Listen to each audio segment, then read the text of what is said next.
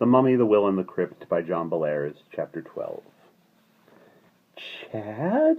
Chad, is that you? Said the cracked, querulous voice.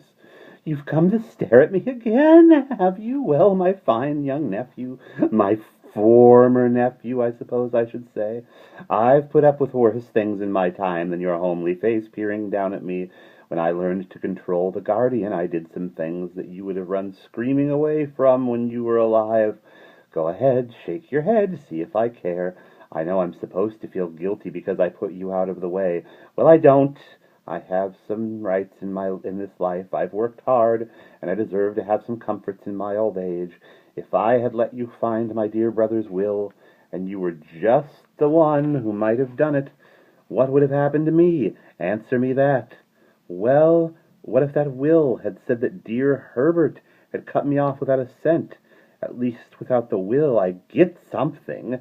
And that, dear boy, is why you had to leave us. I don't know if you were close to finding it, but I wasn't going to take any chances. No, siree. Mrs. Woodley had stopped talking.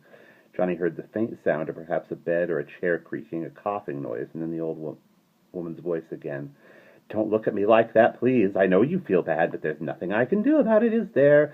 If you were a reckless and irresponsible young man, and well, what's done is done.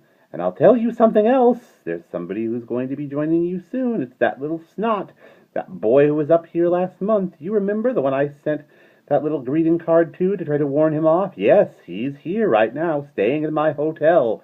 Mrs. Woodley laughed a nasty, sneering laugh. Yes, he's after the will. How do I know? Well, when he was here in October, he made a phone call at my hotel, and it so happens I can read lips.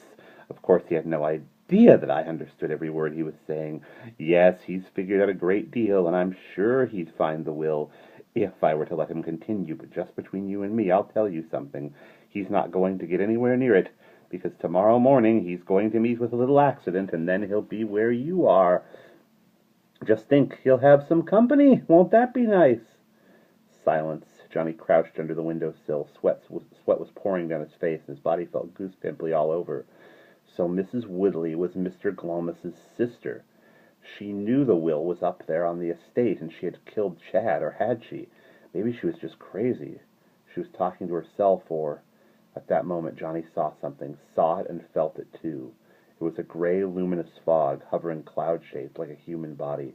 It drifted out of Mrs. Woodley's bedroom window, and it moved away. Johnny felt icy cold. His scalp tingled. His heart beat faster, and he found it hard to breathe. The shape moved out into the darkness, hovered by the pines, and then faded into nothing. A picture on the back of the book. Johnny closed his eyes and shuddered convulsingly. He wished with all his heart that he had never come up here. He wanted to be home safe in his bed, but he wasn't at home. He was up here in New Hampshire, out in the cold and dark, staying in a hotel run by a woman who was planning to kill him. What should he do? He wanted to run off suddenly into the night and hide down by the railroad station till a train came. But his money was in the dresser drawer in his room. Everything was up there, including the tools he was going to use during his search for the will. Was he going to have to give up his search, then, to escape from this wicked old woman who seemed to have some kind of supernatural powers? But Johnny was a pretty strong person in spite of his timidity. He was panicked, half scared out of his mind, but as he huddled there against the wall, he fought it down. Once again his old determination came back. Johnny thought hard. Many times in chess games he had tried to figure out what his opponent would do next so that he could outwit him. Now he tried to figure out what Mrs. Woodley was going to do.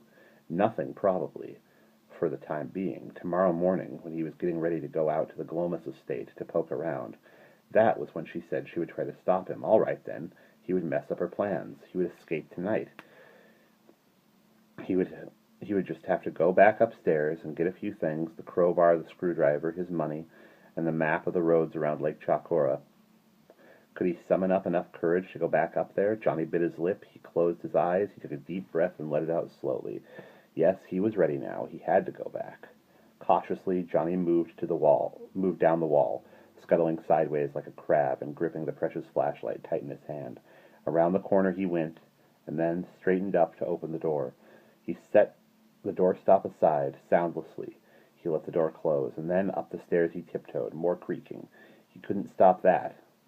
Then, down the hall to his room, Johnny slipped inside, closed the door, and let out a deep sigh of relief. Quickly, darting this way and that, he moved about the little room, gathering up the things he needed: crowbar, screwdriver, map, money, wallet. Finally, he was ready to go again. It wasn't far to Mount Chocora and the Glomus estate. Johnny had a fairly good sense of direction, and once he got out onto Route 16, he thought he would remember which way to go. Fearfully, he eyed the door of his room. What might be waiting for him outside? With an effort, he jerked it open. Nothing but the musty, carpeted hallway.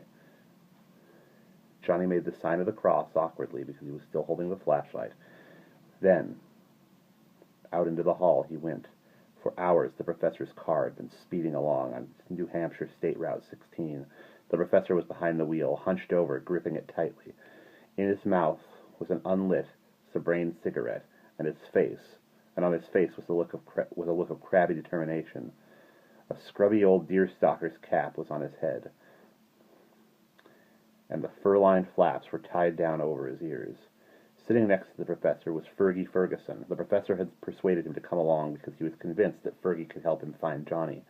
After dashing madly from the Dixons' house with some clues crammed into his pocket, the professor had driven with lightning speed across town to the Fergusons.